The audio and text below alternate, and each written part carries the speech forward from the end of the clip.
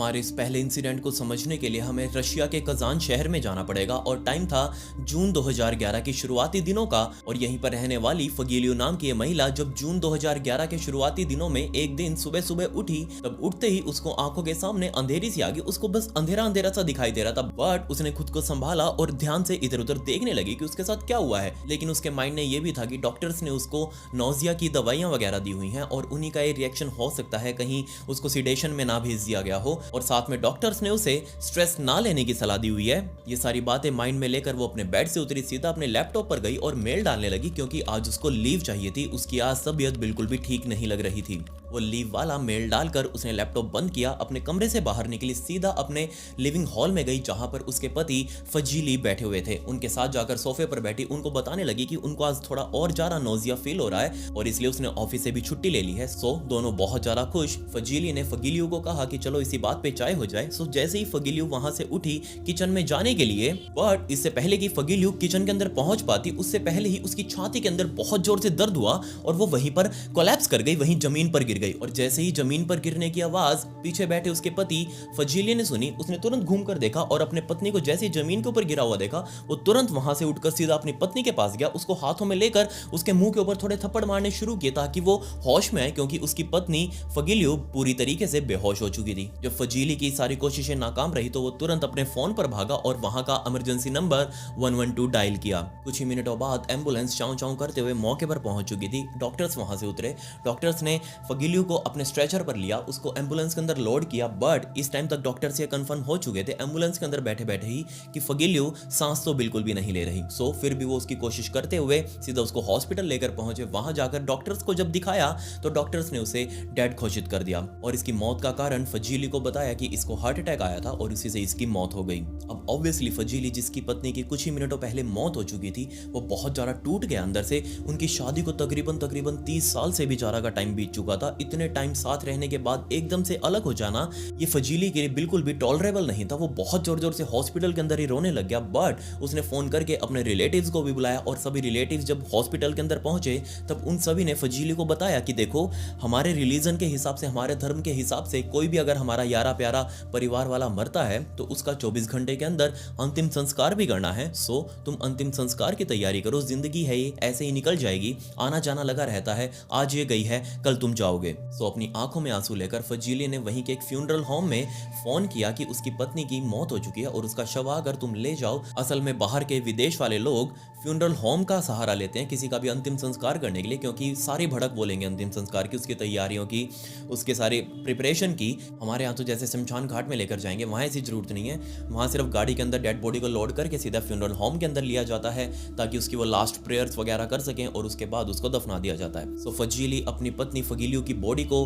वहीं funeral home वाली गाड़ी के अंदर लोड करवा कर सीधा अपने घर निकल चुका था। अगली सुबह जैसे ही वो उठा, उसने अपनी तैयारियां करी। मन के अंदर उसके बहुत ज़्यादा दुख था कि उसकी पत्नी अब उसके पास नहीं रही। नहा धोकर काले रंग का वो कोट पैंट वगैरह डालकर, आपको पता होगा कि बाहर के देशों में अंतिम संस्कार के टाइम पर काले रंग का कोट पैंट पहना जाता है, किसी किसी धर्म में, मैं हर किसी की बात नहीं कर रहा, किसी किसी धर्म में। सो फजीली ने अपना काले रंग का कोट पैंट डाला, अपनी गाड़ी उठाकर सीधा फ्यूनरल होम में पहुंचा। वहां जाकर उसने देखा कि बहुत भीड़ लगी हुई है, सारे उसके रिश्तेदार यहाँ मौके पर पहुंच चुके हैं। वो बिल्कुल चुपचाप फ्यूनरल होम के अंदर घुसा और जैसे ही सभी रिश्तेदारों ने उसको देखा, सभी रिश्तेदार चुप हो चुके थे, उसको पीछे से सांत्वना देने लगे कि कोई बात नहीं, कोई बात नहीं, जिंदगी है ऐसे ही चलती रहेगी। सो सभी की सांत्वना लेते हुए फजीली धीरे धीरे धीरे कर उसमें आगे बढ़ता रहा। आपने देखा होगा फ्यूनरल होम में सामने एक बहुत बड़ी मेज सी लगी होती है और उसके सामने बहुत सारी कुर्सियां लगी होती हैं जिनके ऊपर वो रिश्तेदार वगैरह जितने भी उसके दोस्त हैं वो सारे बैठते हैं, सभी अपनी अपनी प्रेयर्स देते हैं मरने वाले के लिए।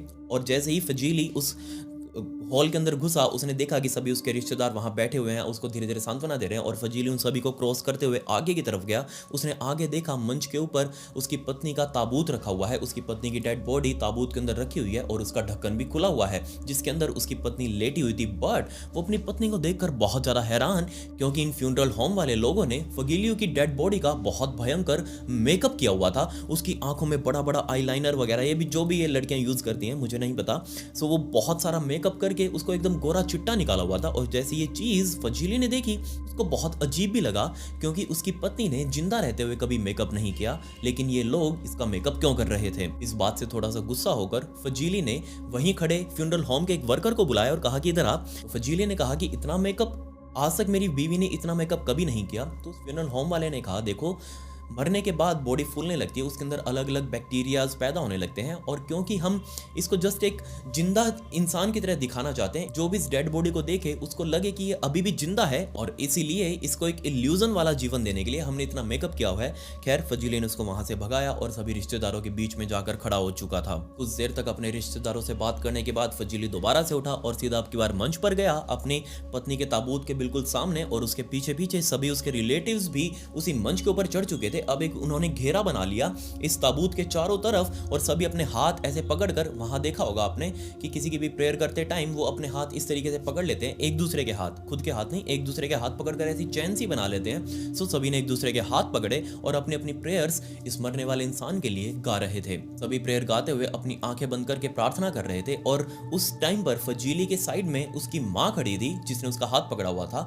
सो प्रेयर गाते हुए सभी अब एक साथ प्रेयर गा रहे थे, बट उसकी माँ ने एकदम से वो प्रेयर ना गाकर बहुत जोर जोर से रोना शुरू कर दिया। और जैसे ही फजीले ने नोटिस किया कि उसकी माँ रो रही है, तो उसने अपनी आंखें खोली, अपनी माँ की तरफ देखा। उसको लग रहा था कि उसकी माँ को भी बहुत ज्यादा दुख है क्योंकि उसकी बहू मर चुकी है। सो जैसे उसने अपनी माँ की तरफ देखा, उसकी माँ बहुत हैरानी वाली आंखों से उस ताबूत की तरफ देख रही थी। सो जैसे ही फजीली ने अपनी माँ की आंखों के सहारे उस ताबूत की तरफ देखा, लिटरली उस टाइम पर कहीं ना कहीं फजीली को भी हार्ट अटैक आने वाला था। क्यों? क्योंकि फजीली की पत्नी फगीलियो अभी तक जिसकी लाश उस ताबूत के अंदर लेटी हुई थी, वो लेटी ना रहकर बल्कि बैठ चुकी थी। जैसे ये चीज फजीली ने देखी, उसको विश्वास नहीं हुआ, वो जो चीज देख रहा है क्या वो सच है भी या नहीं। उसने भी अपनी प्रेयर रोकी और बहुत जोर जोर से चिल्लाना शुरू कर दिया। अब जितने भी लोग खड़े थे, इन लोगों ने भी अपनी प्रेयर रोकी, और सभी लोग अब फगीलियो को देखकर हैरान थे। ऑब्वियसली वो मर चुकी थी, और इस तरीके से बैठना सभी को बहुत बहुत ज्यादा डरा भी रहा था। दूसरी तरफ सामने बैठी हुई फगीलियो, उसने अपनी आंखें पूरी खोल रखी थी, और सभी जो लोग उसके सामने चारों ओर खड़े थे,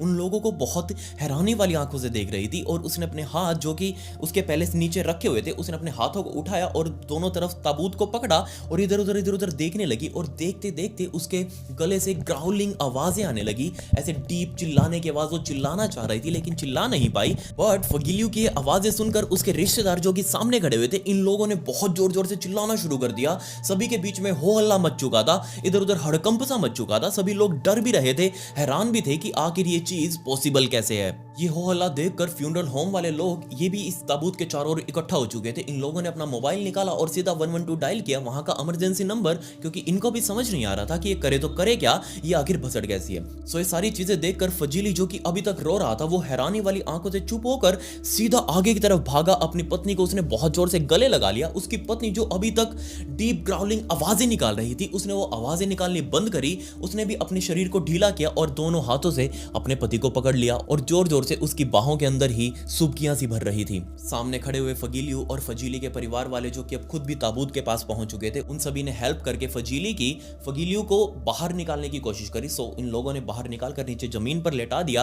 अब क्योंकि उसकी आंखें बहुत जोर से खुली हुई थी, लेकिन वो सिर्फ हाथ हिला रही थी, उसके पैर वगैरह नहीं हिल रहे थे। सो इतनी देर के अंदर ही एम्बुलेंस मौके पर पहुंच चुकी थी। इमरजेंसी सर्विस वाले वहां उतरे। उन लोगों ने फगीलियो को दोबारा से एम्बुलेंस के अंदर लोड किया और सीधा हॉस्पिटल लेकर जा चुके थे। बट जैसे अब की बार हॉस्पिटल पहुंचे, पीछे पीछे सभी रिश्तेदार भी पहुंच चुके थे, और अगेन इन डॉक्टर्स ने हॉस्पिटल के अंदर फगीलियो को डेड घोषित कर दिया। बट सभी अभी रिश्तेदार बहुत ज्यादा हैरान कि अभी तो हम उसको लेकर आए हैं, अभी अभी वो हमारे सामने उठकर बैठी थी, इतना सब कुछ हो गया और अब आप दोबारा से मरा हुआ बता रहे हो। सो एक दिन पहले सुबह सुबह जब फगीलियो अपने उस लिविंग हॉल से उठकर, सोफा से उठकर सीधा किचन में जा रही थी चाय बनाने के लिए, और उस टाइम पर उसको हार्ट अटैक आया था। और वो एक्चुअल में हार्ट अटैक था, उसमें कोई दो राय नहीं है। सो उस हार्ट अटैक से नीचे जमीन पर जा गिरी। उस टाइम पर उसकी सांसें बहुत ही धीमी धीमी हो चुकी थी, उसकी नब्ज बहुत ही धीरे धीरे चल रही थी। बट ये चीज़ किसी ने नोटिस ही नहीं करी। सीधा उसको एम्बुलेंस के अंदर लोड करके हॉस्पिटल लेकर गए, और डॉक्टर्स ने भी कोई ज़्यादा इंस्ट्रूमेंट्स वगैरह नहीं लगाए, उसके ऊपर हार्ट मॉनिटर वगैरह नहीं लगाया, ताकि पता तो चल सके कि आखिर इसके साथ क्या हुआ है और ये क्या जिंदा है भी या नहीं। वहां जाते ही डॉक्टर्स ने जैसे उसके नाक के आगे उंगली लगाई, और सांस क्योंकि उसकी बहुत धीरे धीरे चल रही थी, बिल्कुल ही बिखरी हुई सांसें थी, उस टाइम पर डॉक्टर्स को लगा कि मर चुकी है और इसकी मौत का कारण हार्ट अटैक है। और सभी ने ये मान भी लिया और उसकी अंतिम संस्कार की तैयारी करने लगे। फ्यूनरल होम वाले उसको अपने पास लेकर जा चुके थे, और अगली सुबह जैसे ही फगीलियो के बॉडी के अंदर इतनी हिम्मत बनी, उसकी आंखें खुली, वो अभी तक बेहोश थी बट जैसे ही वो होश में आई सभी को लग रहा था कि ये तो मरी हुई है, बट वो उस टाइम पर जिंदा थी। उसका जिंदा का ही अंतिम संस्कार किया जा रहा था। जैसे वो जिंदा हुई और उठकर बैठी, सभी लोगों को देखकर वो इतनी ज्यादा हैरान हुई और जब उसको दोबारा से हॉस्पिटल ले जाया गया तब उसको एक बार फिर से हार्ट अटैक आ चुका था। डॉक्टर्स ने बताया कि पहले वाले हार्ट अटैक में तो उसकी जान नहीं गई, बट अब की बार हार्ट अटैक उसको इसलिए आया होगा क्योंकि जब उसकी आंखें खुली होगी वो एक ताबूत के अंदर लेटी थी, सभी लोग उसका अंतिम संस्कार कर रहे थे और उस वजह से वो बहुत ज्यादा घबरा गई।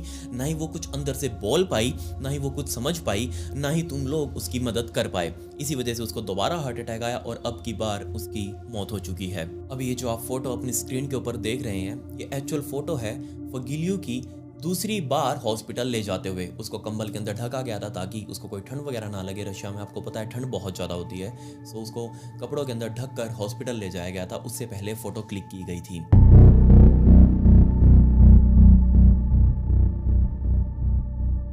मेरी इस दूसरी स्टोरी को समझने के लिए हमें अमेरिका के नॉर्थ कैरोलिना में बने हुए हेंडरसन काउंटी के अंदर जाना पड़ेगा और यहाँ पर बने हुए जंगलों के बीच में 20 अक्टूबर 2021 की रात को दो कपल्स, रेचल और क्रिस, दूसरा कपल ऑटम और जेक, ये चारों लोग जंगल के अंदर बने हुए इस अपने घर के अंदर मौजूद थे। चारों का प्लान था कि आज की रात वो थोड़ी सी पार्टी शार्टी करेंगे। शाम हो चुकी थी, दिन ढल चुका था, बट उस टाइम पर रेचल को याद आया कि मेरे बालों का रंग थोड़ा सा फीका पड़ चुका है। उसने ऑटम को कहा कि ऑटम, तुम मेरे बालों का थोड़ा सा कलर लगा दोगी क्या? ऑटम ने बिल्कुल भी मना नहीं किया। ऑटम सीधा अपने कबर्ड में गई, वहां से उसने वो हेयर डाई वगैरह निकाली और रेचल को साथ लेकर वो किचन वाले इलाके में गई क्योंकि वहीं पर किचन वाली सिंक के अंदर सिर रखकर वो कलर वगैरह लगाने वाली थी। दूसरी तरफ जेक और क्रिस वो बाहर लिविंग हॉल के अंदर बैठकर आराम से बातें कर रहे थे, देख रहे थे कि आज की रात वो क्या क्या करने वाले हैं। बातों ही बातों में जेक ने क्रिस से कहा कि क्या तुम्हें पता है, हमारे इस इलाके में जहां पर हमारा एक घर बना हुआ है, इस पूरे जंगली इलाके के अंदर बहुत टाइम से एक अफवाह सी चल रही है कि यहाँ पर ब्लैक पैंथर, एक काला तेंदुआ घूम रहा है। अब जैसे ये बात क्रिस ने सुनी, उसको बिल्कुल भी हैरानी नहीं हुई क्योंकि ये चीजें उसने भी पहले सुन रखी थी। ये दोनों लोग इसके बारे में डिस्कस करने लगे। अब बेशक नॉर्थ कैरोलिना के इस हेंडरसन काउंटी के अंदर बहुत सारे तेंदुए हैं, लेकिन वो सारे नॉर्मल तेंदुए हैं। नॉर्मल वो ब्राउन कलर वाले तेंदुए आज तक देखे गए हैं, बट आज तक किसी ने वहां पर काले रंग का तेंदुआ नहीं देखा। लेकिन इससे ये बात बिल्कुल भी खारिज नहीं होती कि वहां ब्लैक कलर का तेंदुआ हो नहीं सकता। बिल्कुल हो सकता है, इसमें कोई हैरानी वाली बात नहीं थी। ये दोनों इस तेंदुए के बारे में बात करने लगे कि यहाँ पर काफी बार वो तेंदुआ देखा गया है, बहुत सारे लोगों ने देखा है, और जब भी कोई इस ब्लैक तेंदुए को देखता है तो या तो वो देखने वाला आदमी किसी शॉक में चला जाता है या फिर वो तेंदुआ उसके ऊपर हमला करके उसकी जान ले लेता है। इनफैक्ट बात करते करते क्रिस ने तो यहाँ तक जेक को कह दिया कि मैंने उस काले रंग के तेंदुए को देखा है क्योंकि पिछले हफ्ते मैं और रेचल बाहर हमारे कुत्ते को घुमा रहे थे और तभी सामने से जंगल के उस इलाके के अंदर मैंने उस काले रंग के तेंदुए को भागते हुए देखा था। अब जैसे ये बात जेक ने सुनी, उसको विश्वास ही नहीं हुआ कि क्या सच में क्रिस तुमने उस काले रंग के तेंदुए को देखा है? बताओ ना मुझे कैसा होता है, बताओ ना उसकी डिटेल्स क्या है, वो और सभी तेंदुए से अलग कैसे है, उसके बारे में मुझे सब कुछ बताओ। क्रिस ने जेक को बताया कि देखो उस टाइम पर तो मुझे बहुत ज्यादा डर लग रहा था, ऑब्वियसली मेरी जान का भी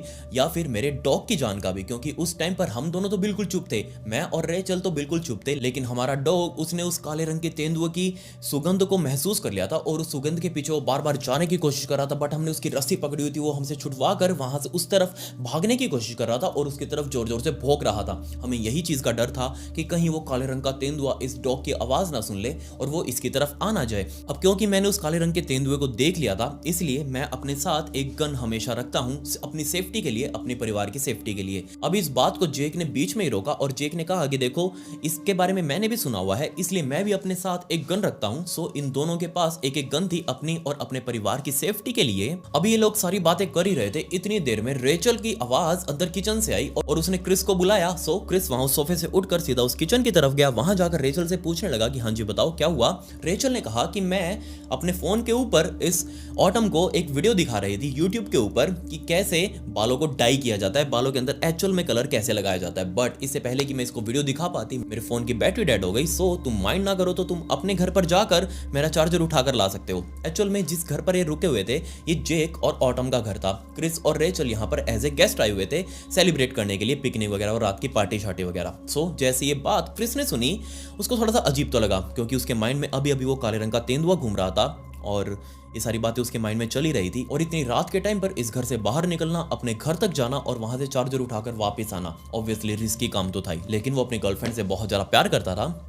उसने अपनी गर्लफ्रेंड को कह दिया कि कोई दिक्कत नहीं है, जनाब मैं अभी जाता हूँ, आपके लिए चार्जर लेकर आता हूँ। जैसे ये क्रिस इस घर से बाहर निकलने वाला था, इतने में ही पीछे से जेक ने आवाज लगाई कि हे क्रिस वहीं पर रुको, मैं भी तुम्हारे साथ चलता हूँ। सो जेक ने भी अपनी गन उठाई, अपने कवर में लगाई और ये दोनों लड़के अब इस घर से बाहर निकलकर सीधा दूसरे घर में जाने वाले थे, वहां से चार्जर उठाने। सो जैसे ये दोनों लड़के इस घर से बाहर निकले, बाहर ऑब्वियसली बहुत ज्यादा ठंड, सो इन लोगों ने अपने अपने हाथ जेब के अंदर डाले और धीरे धीरे करके वो उस दूसरे घर की तरफ जा रहे थे चार्जर लेने के लिए। बट चलते चलते इन दोनों ने डिसाइड किया कि हम रास्ते पर बिल्कुल भी आवाज़ नहीं करेंगे, हो सके तो मिनिमल ही हम आपस में बात करने की कोशिश करेंगे या फिर बिल्कुल भी बात नहीं करेंगे और अपने हाथ और अपने पैरों को बिल्कुल दबाकर बहुत ही सटीकता से इस रोड के ऊपर चलेंगे, ताकि दो इसके फायदे होंगे। एक तो हमारे आसपास अगर कोई आवाज एक्स्ट्रा होगी तो हम उसे सुन सकते हैं, और दूसरा हमारे शरीर से अगर कम आवाज आएगी तो अगर हमारे आसपास कोई काले रंग का तेंदुआ हुआ तो वो हमारे ऊपर हमला नहीं कर पाएगा, उसको पता ही नहीं लगेगा कि हम यहाँ से निकल गए हैं। और तीसरा हमारे पास गन तो है ही,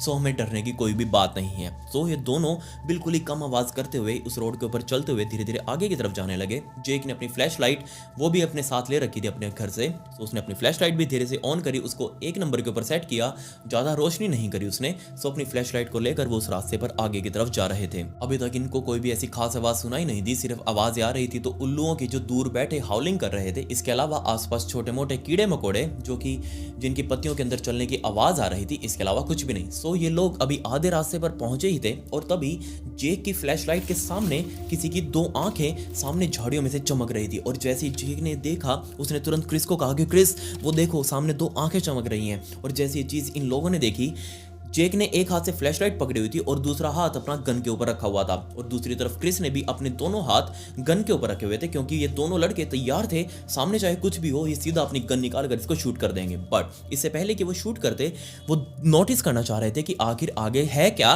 एक्चुअल में यहाँ पर काले रंग का तेंदुआ है। सो इन लोगों ने वेट किया और धीरे से जेक ने अपनी फ्लैशलाइट का आगे से वो लेंस घुमाया ताकि इसकी रोशनी थोड़ी और ज्यादा तेज हो जाए। सो जैसी रोशनी तेज हुई, झाड़ियां जो कि सामने हिल रही थी और उसके अंदर से 2 आंखें क्लियरली चमक रही थी, वो आंखें धीरे धीरे बड़ी हुई। इन दोनों के दिल की धड़कन बहुत जोर जोर से धड़क रही थी कि क्या पता है काला तेंदुआ इनके ऊपर हमला कर दे। क्रिस ने तो यहां तक कह दिया कि जेक आई थिंक हमें गोली चला देनी चाहिए, क्योंकि हमें नहीं पता सामने कौन हो सकता है। इससे पहले कि ये दोनों डिसाइड कर पाते, इतने में ही वो झाड़ियां वहां से हटी और ये सामने से जो 2 आंखें थी उसकी अब वो क्लियर पिक्चर देख सकते थे। ये कोई काला तेंदुआ नहीं बल्कि एक रकून था जो कि इस रोड को क्रॉस करने की कोशिश कर रहा था। ये चीज देखकर ये दोनों बहुत ज्यादा हंसे और आपस में डिस्कस करते हुए आगे की तरफ निकल चुके थे। सो थोड़ी दूर चलने के बाद ये क्रिस के घर पर पहुंच चुके थे। दोनों लड़के अंदर गए, रेचल का उन्होंने चार्जर उठाया और अपने साथ लिया, अपनी जेब में रखा, और ये दोनों लड़के वापस से इस घर को लॉक करके दोबारा से जेक के घर की तरफ जाने लगे। सो वापस से लोग अब उसी जंगली रास्ते के ऊपर चढ़े और धीरे धीरे कर बिना आवाज करते हुए ये लोग अपने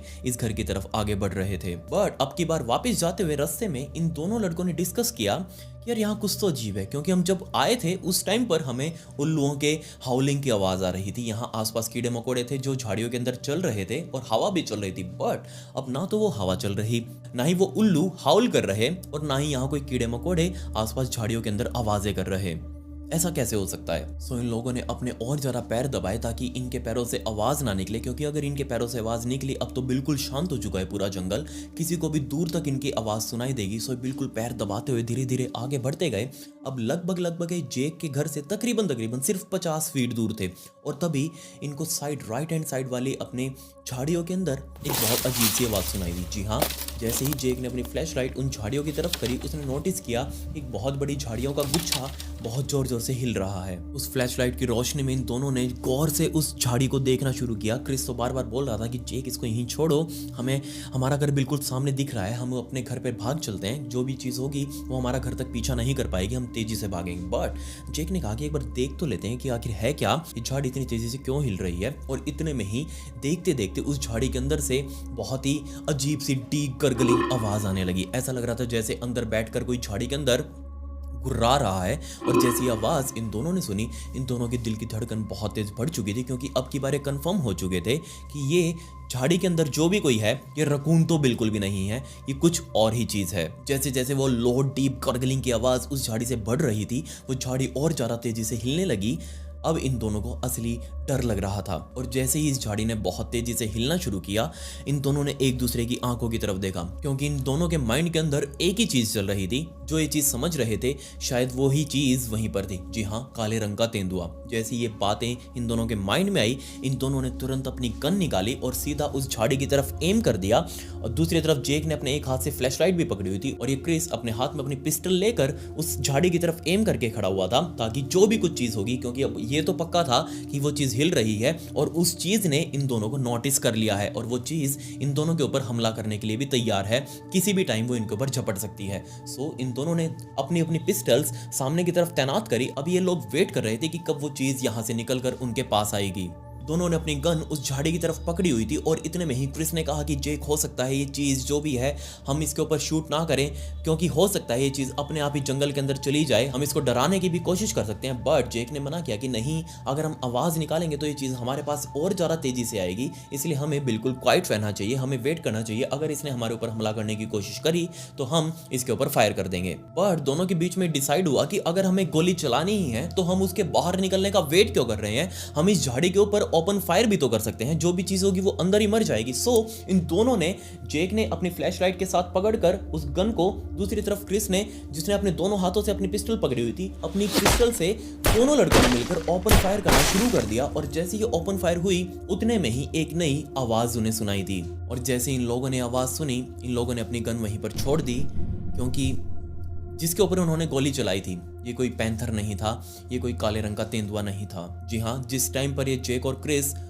जेक वाले घर से, मतलब कि जहां पर वो रेचल और ऑटम बैठे हुए थे, वो कलर डाई वगैरह कर रहे थे, उस घर से निकले चार्जर लेने के लिए क्रिस के घर से, और क्रिस के घर से चार्जर लेकर वापस आए, उतने में ही इस घर पर, मतलब कि जहां रेचल और ये ऑटम बैठे हुए थे, इन दोनों ने पानी पीने के लिए फ्रिज को खोला तो इन दोनों को फ्रिज के अंदर एक्सपायर हो चुके अंडे दिखाई दिए। उसका वो डब्बा दिखाई दिया। वो डब्बा इन्होंने बाहर निकाला और देखने लगे कि यार अंडे तो खराब हो चुके हैं, क्यों ना इसे थोड़ा सा एक प्रैंक किया जाए। प्रैंक के लिए इन्होंने प्लान बनाया कि ये दोनों लड़कियां अपने घर से बाहर निकलकर घर के पास वाली किसी झाड़ी के अंदर जाकर बैठ जाएंगे, और क्योंकि इनके घर पे आने का एक ही रास्ता है, सो जैसे ये दोनों यानी कि जेक और क्रिस वापिस आएंगे अपने घर के ऊपर, ये इनके ऊपर हमला करेंगे। पहले उनको डराएंगे वो झाड़ी वगैरह हिलाकर, और बाद में इनके ऊपर वो अंडे वगैरह फेंकेंगी, ताकि उनको सच में लगे कि यहाँ कोई आ गया है उनके ऊपर हमला करने के लिए। तो जैसे ही जेक और क्रिस वो चार्जर लेकर वापस आए, उन दोनों के माइंड में पहले वो काले रंग के तेंदुए का डर, और दूसरी तरफ ये दोनों लड़कियां रेचल और ऑटम, ये दोनों अब बाहर निकलकर इस बुश के अंदर बैठ चुकी थी। और जैसे उन्होंने नोटिस किया कि वो फ्लैश लाइट लेकर जेक और क्रिस आ रहे हैं, इन दोनों ने मिलकर धीरे धीरे उस बुश को हिलाना शुरू कर दिया, उससे आवाजें निकालनी शुरू कर दी, और अपने हाथ में वो अंडे लेकर तैयार थी फेंकने के लिए, कि जैसे वो इस बुश को क्रॉस करेंगे उतने में वो पीछे से उसके ऊपर अंडे मारेंगे। सो इन्होंने धीरे धीरे उस बुश को हिलाना शुरू कर दिया, जबकि दूसरी तरफ इनके बॉयफ्रेंड्स को लग रहा था कि ये कोई काले रंग का तेंदुआ है। जी हाँ, इस टाइम पर जेक और क्रिस को लग रहा था कि अगर ये सच में कोई काले रंग का तेंदुआ है, तो अगर हमने इसके ऊपर हमला नहीं किया तो ये हमारे ऊपर हमला कर देगा, इसलिए हमें इसको यहीं पर निपटा देना चाहिए। तो जैसे इन दोनों ने अपनी पिस्टल निकाल कर वो डिस्कस करते हुए फाइनल डिसीजन लिया कि शूट करेंगे, इन दोनों ने ओपन फायर किया उस झाड़ी के ऊपर, और तभी उनको एक बहुत ही जोर की चिल्लाहट सुनाई दी, और ये चिल्लाहट किसी और की नहीं बल्कि ऑटम की थी। और जैसे ही उन्होंने चिल्लाहट सुनी, इन दोनों ने अपनी गन्स को वहीं पर ड्रॉप कर दिया। जी हाँ, ऑटम इसलिए चिल्लाई थी क्योंकि उसको गोली नहीं लगी थी, रेचल को लगी थी। और जिस टाइम पर इन लोगों ने वो बंदूकें छोड़ी, लिटरली सारी की सारी गोलियां सीधा जाकर रेचल को लगी, और रेचल ऑन द स्पॉट मर चुकी थी, उसकी वहीं पर जान चली गई। पुलिस वालों को मौके पर बुलाया, उनकी गाड़ियां चाँव चाँव करते हुए सीधा क्राइम सीन पर पहुंची। वहां जाकर उन्होंने इन्वेस्टिगेशन करी, और दूसरी तरफ जेक और क्रिस को कब्जे में लिया, उनको हिरासत में लिया, और उनको पुलिस स्टेशन लेकर गई। उनकी अच्छे से पूछताछ की गई, बट ये सामने आया कि ये जस्ट एक एक्सीडेंट था, लिटरली एक प्रैंक था, एक एक्सीडेंट था। इसमें किसी की कोई भी इंटेंशन नहीं थी ऐसा कुछ करने की, क्योंकि किसी ने कोई नशा नहीं किया हुआ था।